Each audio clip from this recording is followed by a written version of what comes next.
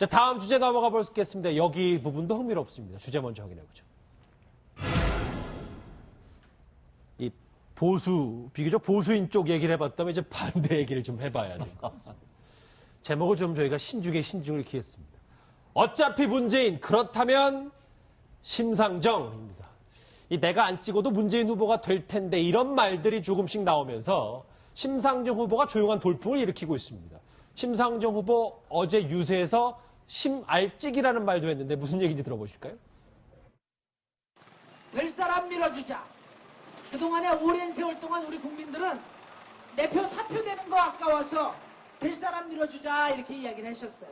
그렇게 해서 여러분들이 밀어줘서 된 사람, 대한민국을 어디로 이끌었습니까, 여러분? 지금 어디가 있습니까, 여러분?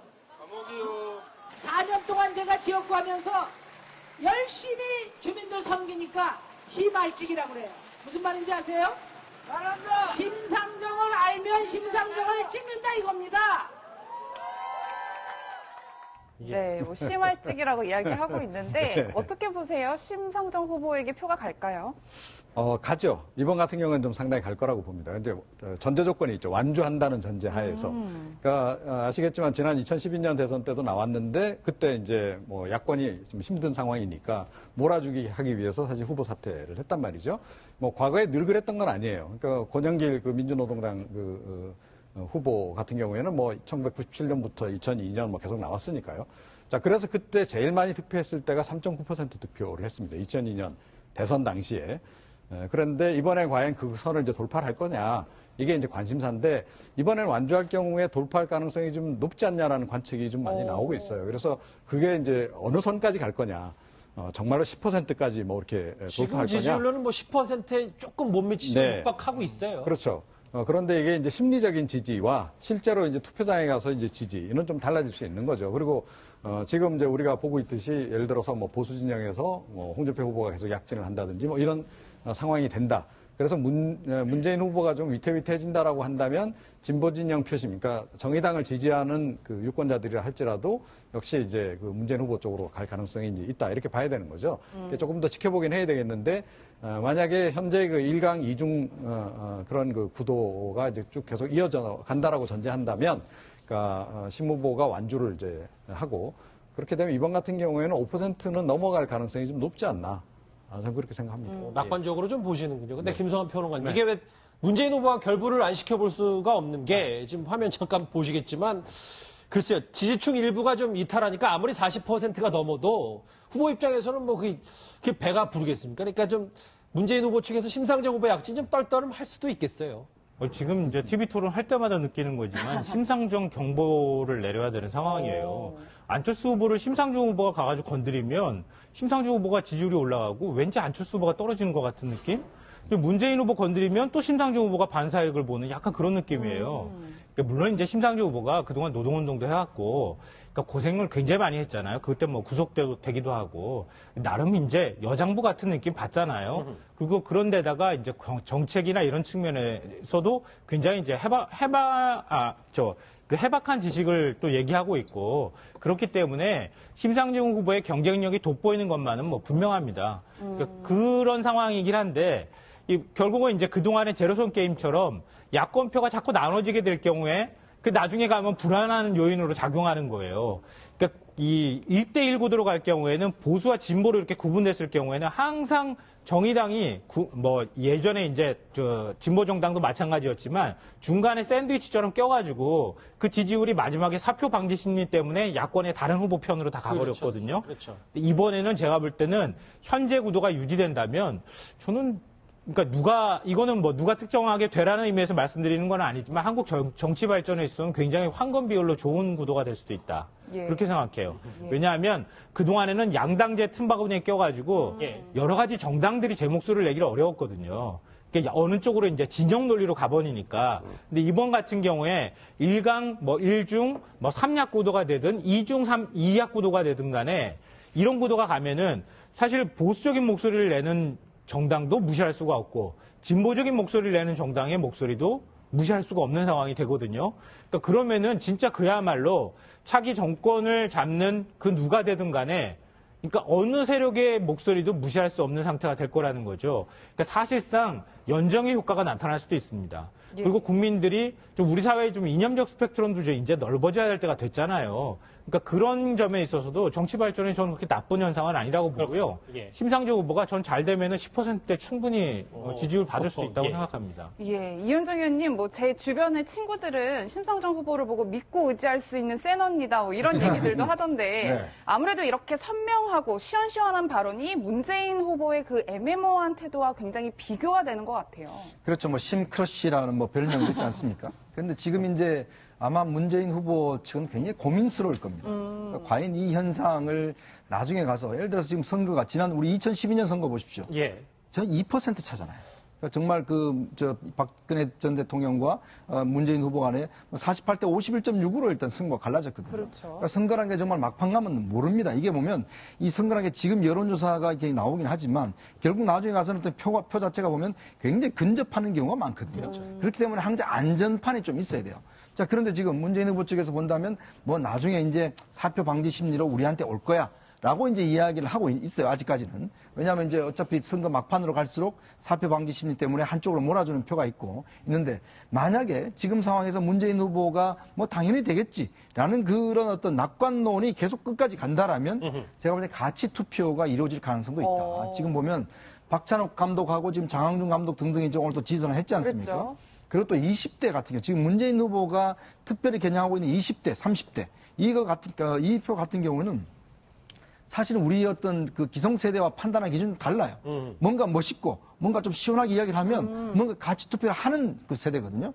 그러니까 뭔가 전략적으로 자신의 표를, 야, 누가 돼야지만이 누가 뭐라지 이게 아니라 내가 표 던지는 거냐, 내 그 표에 의미가 있는 거야. 이렇게 생각할 수가 있다는 것이죠. 그러니까 어른들이 홍준표 후보를 지지하는 거랑 좀 다른 의미다. 그렇죠. 이게 뭐냐면 이런 표의 성격 때문에 저는 그러니까 문재인 후보 측에서 내부적으로 지금 굉장히 고민스러워하는 게 뭐냐면 결국은 어차피 이렇게 되면 만약에 혹시나 단일화해야 되는 거 아니냐. 그런 고민까지 있는 거예요. 왜냐하면 승부를 확실히 하려면 만약에 생각해 보십시오. 지금 심상정 후보한테 가는 표는 사실은 문재인 후보한테 가는 표가 거의 많습니다. 자, 결론 보자면.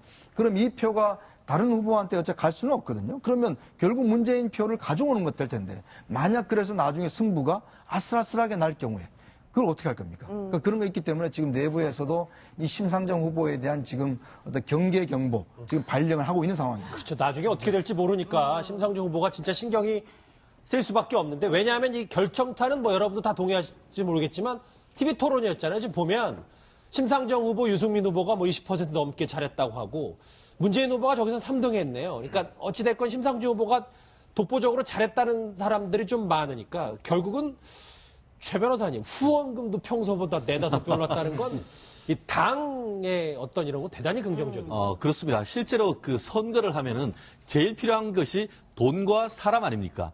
결국 이번 TV 토론회를 3차를 거치면서 제일 수혜를 잘했다는 사람한테 돈도 그대로 들어오고 있다고 하는데요. 평소 때 비해서 4-5배. 지금 언론에 봤더니만 몇억 원이 지금 들어오고 하루아침에 들어왔다라는 그런 얘기가 있고 그리고 최근에 며칠 사이에 지난 일요일 날 TV 토론 이후에 한 300명 정도가 당원으로 가입했답니다. 거의 그게 평소 때 한 달 정도에 들어온 사람 이상 됐다라고 한다고 하면은 그만큼 이 후보자의 어떤 연설 이것이 국민들한테 유권자들 마음을 완전히 사로잡았다라는 것을 보여주고 있는 것 같은데요.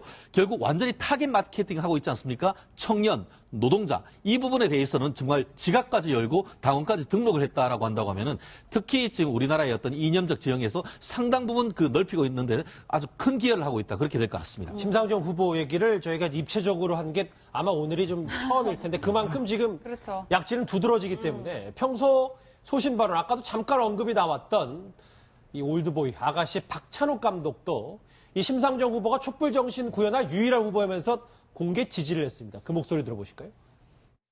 우리가 진보정당 또 심상정이라는 사람이 구현하는 가치, 그 가치에 공감한다면 당연히 그 표를, 그 의지를 행사해야 됩니다. 다른 후보들에 비해서 10분의 1밖에 안 되는 돈으로 선거를 치르고 심상정 후보에게 많은 후원이 필요합니다. 더 나은 세상을 만들기 위해서 심상정 후보를 후원해 주세요. 예, 보시는 것처럼 심상정 후보에 네. 상당히 몰리고 있는 건 사실인데 이제 5월 9일 근접하고 막상 대선 날이 되면 어차피 찍는 건 문재인 후보 찍는 거 아니냐 또 이런 얘기들도 있어요. 미리 그 얘기 안 했으면 좋겠다. 저 그렇게 개인적으로 생각하는데요. 왜냐하면 남의 골대에 들어간 골 갖고 와가지고 이거 내 골이라고 우기는 거랑 비슷하잖아요. 그러니까 오히려 거꾸로 말하면 문재인 후보 쪽에서 더 자신감 갖고 더 적극적으로 선거운동해서 오히려 지지층을 더 확장하려고 하는 노력이 일단은 더 중요하다. 마지막에 가가지고는 진보 보수로 이렇게 딱 대결 구도로 막 갖춰지게 될 경우에는 예전처럼 이 심상정 후보 쪽으로 간 지지표가 일종의 이제 사표 방지 심리 때문에 옮겨갈 가능성은 여전히 남아있다고는 생각되는데요. 근데 지금 후보들이 후보 단일화 의사 전혀 없다고 딱 얘기하고 있지 않습니까? 근데 그런 구도가 만들어지기는 현실적으로 어렵다. 그래서 제가 볼 때는 그 현실을 고려했을 때 심상정 후보한테 들어간 골은 계속 그대로 있을 것 같다. 그게 제가 생각하는 겁니다. 지금 저희가 잠깐 키워드 보셨잖아요. 그러니까 그렇다면 이거에 대해서 여러 가지 문재인 후보 측도 좀 심상치 않은 기운을 감지했는지 박영선 선대위원장이 어제 대구 방문해서 이런 얘기를 했습니다. 흥미롭습니다. 들어보시죠. 우리 대구에서 기호 1번 문재인 후보를 압도적으로 당선시켜 주십시오. 대구 분들이 그동안에 반기문한테 마음 주셨다가 또 황교안 총리한테 마음 주셨다가 안철수 후보한테도 마음 주셨다가 지금은 그래도 홍준표 찍어야 되는 거 아닌가 뭐 이렇게 얘기하고 계신다는데 기호 1번 문재인이다. 우리가 그냥 문재인 화끈하게 밀어붙여버리자 이렇게 말씀하실 것 같은데 제 말 맞습니까? 정말 맞습니까? 이 정도. 그러니까 홍준표 후보가 한 얘기하고 똑같은 얘기 하고 있잖아요. 화끈하게 밀어주이소. 그 얘기를 지금 하고 있는 거죠. 그런데 이 TK 민심이 과연 그렇게 움직여갈지는 모르겠어요. 그런데 저 TK 지역 가서는 말 잘해야 됩니다. 특히 야당 쪽 인사들은 가서 이 얘기를 좀 잘해야 되는데 저는 박영선 위원장이 뭐 피를 토하면서 나름 얘기는 했다고 생각되는데 그 앞에 약간 사례를 든 것은 좀 잘못했다. 그러니까 마치 보수 표심이 중심을 못 잡아서 오락가락하는 듯이 이렇게 얘기하는 것은 조금 잘못되지 않았나 이렇게 좀 생각을 하고요. 역시 이제 뭐 대구 표심도 많이 갈리긴 할 것 같긴 해요. 결과적으로. 그런데 어느 정도는 그래도 역시 홍준표 후보 쪽으로 좀 일단 가기 시작했다면 그 추세가 당분간은 좀 이어질 가능성이 좀 높지 않나 이렇게 생각을 하고 심상정 후보 같은 경우에는 제가 보기에는 그러니까 의외로 표가 좀 단단하게 좀 이렇게 쌓여갈 가능성이 좀 없잖아 있다라고 생각을 합니다. 힘내라 심상정. 그런 말씀을 드리고 싶네요. 제가 왜 이 말씀을 드리냐면. 저 진짜 깜짝 놀랐어요. 저는 조심하셔야 됩니다, 이거. 그러니까 그 얘기는 딴 뜻이 아니고, 유승민 후보 그때 그 토론할 때 한 거 제가 약간 좀 패러디를 했는데 여러분들이 잘 못 알아들으시네요. 그런데. 아니, 알아는 들었는데 조심하셔야 됩니다.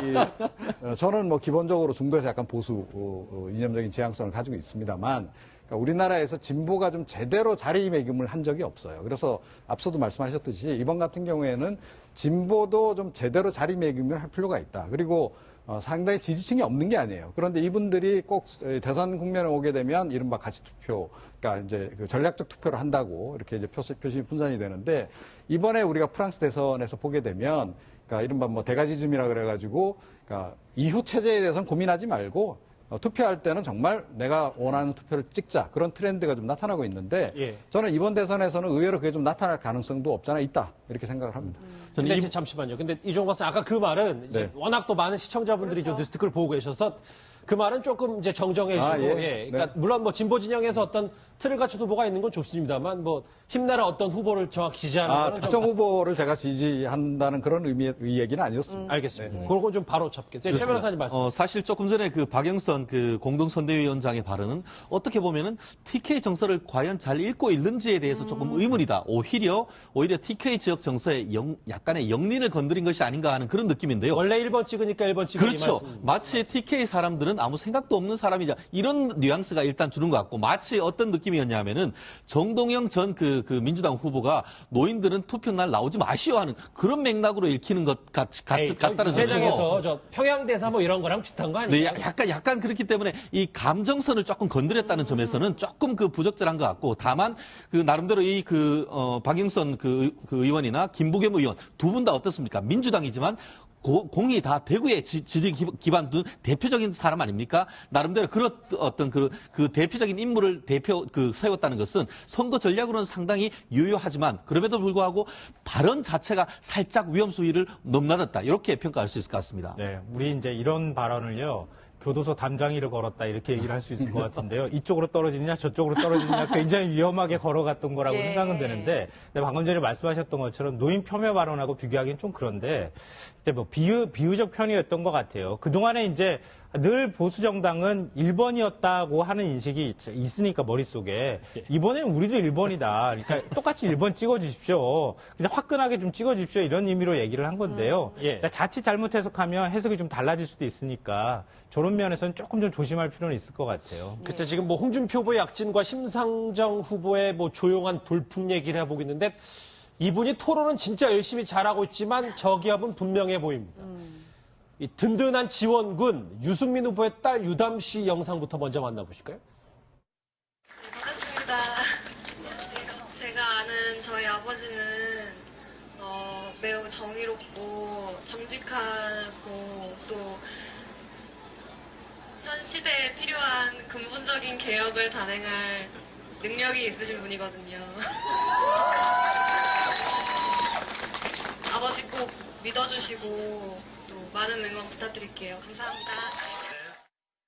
네, 뭐 딸의 지지율이 더 높다는 우스갯소리도 있던데 유세현 장의 딸도 모습을 드러냈는데 정작 김무성 전 대표의 모습은 안 보이네요. 뭐 김무성 대표뿐만 아니라 의원들이 없지 않습니까? 이게 지금 현재 유승민 후보의 당면하고 있는 큰 문제죠. 지금 당과 후보가 지금 서로 지금 다른 길을 가려고 하는 듯한 그런 느낌이 있거든요. 지금 왜냐하면 당에서는 지난번 그 의원총회를 했을 때의 결론은 그 3자 지금 단일화를 추진한다. 이런 결론을 내렸었는데 일단 뭐 그게 무산이 됐습니다. 그런 상황에서 이제 의원들 입장에서 보면 뭔가 이제 후보가 뭔가 대안을 내놔야 되는 거 아닌가. 근데 후보는 지금 뭐 저는 끝까지 가겠다. 5월 9일 날 저는 투표장에 그 투표소에 내 이름이 있다. 이렇게 이야기를 하는데 지금 의원들 입장에서 본다면 의원들은 5월 9일 이후를 바라보는 것이거든요. 그 이후에 결국은 본인들의 정책 위상 자체가 만약에 자유한국당이 15% 넘고 그 바른정당이 15%안 된다고 그러면 앞으로 그러면 야당의 주도권, 뭐 야당이 된다 하면 야당의 주도권은 결국은 자유한국당이 가져갈 수밖에 없다. 그러면 본인들은 결국 이제 뭐 닭쫓는 지붕 쳐다보듯이 그런 처지가 될 수밖에 없다라는 게 이제 지금 바른정당 의원들의 현실적 고민이거든요. 근데 저는 그 고민을 유승민 후보도 지금 무시할 수만은 없을 것 그러니까 같아요. 본인이 좀 더 물론 뭐 다른 의원들도 뭐 나름대로 셈법이 있습니다만 결국 본인 리더면 더 품어야 되는 거 아닌가 이런 얘기도 그렇죠. 있던데. 저는 그런 문제가 지금 유승민 후보의 가장 큰 문제라고 봐요. 아니 뭐 당신들이 뭐라고 하거든 나는 나대로 갑니다. 지금 이런 거 어떤 하기 때문에 의원들이 지금 보면 뭐 밑에서는 지금 거의 뭐 불불 끓고 있는 그런 상황이고 지금 김무성 전 대표 같은 경우도 지금 뭔가 결단할 듯한 그런 뉘앙스들을 많이 풍기고 있는 상황이거든요. 그리고 의원들이 공개적으로 지금 벌써 이야기하고 있습니다. 나는 탈당하겠다는 이야기들을 하고 있는 상황이기 때문에 이 상황을 후보로서 어떤 식의 수습을 하고 가야 됩니다. 그렇지 않고서는 힘이 날 수가 없어요. 예. 그렇다고 한다면 아마 유승민 후보가 이제는 뭔가 좀 결단을 내려야 될 때가 아닌가 저는 그렇게 생각합니다. 근데 저는 이제 이게 유승민 후보 탓인가 이거 생각하면 유승민 후보 탓으로 돌리기가 어려워요. 왜냐하면 이게 구조적인 문제거든요. 그러니까 지금 바른정당도 영남 지역을 근거지로 하고 있잖아요. 그런데 자유한국당하고 내년에 지방선거 때 같이 붙어야 되는 처지가 될 수도 있어요. 예. 그런 것에 대한 불안감을 느끼는 뭐 기초단체장이라든가 의회, 뭐 기초의회 의원이라든가 이런 사람들이 어떤 그 불만들이 지금 올라오는 거거든요. 예. 근데 바른정당이 좀 장기적으로 보수의 가치를 좀 실현하기 위한 정당으로 가자면 유승민 후보를 그냥 마냥 끌어내는 게 맞는가? 좀 약간 좀 회의적인 시각이 있습니다. 알겠습니다. 심상정 후보의 조용한 돌풍과 그리고 김무성 전 대표 없이 딸과 유세를 한 유승민 후보 얘기까지 해봤습니다.